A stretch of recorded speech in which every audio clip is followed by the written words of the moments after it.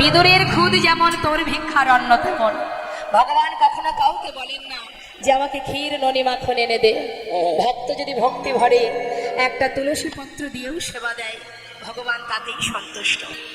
একদিন সেই কথা বলেছিলেন কি, দেবর্ষী নারদ জিজ্ঞাসা করেছিলেন, হে দয়াময়, জগতের জীব যে তোমাকে ডাকবে, কিভাবে ডাকলে তুমি তার ডাকে সাড়া দেবে?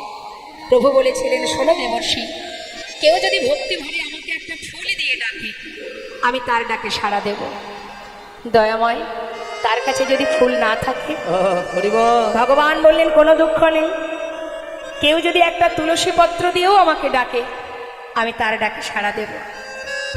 আচ্ছা প্রভু, সেই ভক্তের কাছে যদি তুলসী পাতাও না থাকে?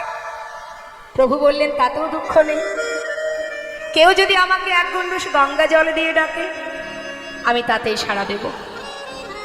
হে প্রভু,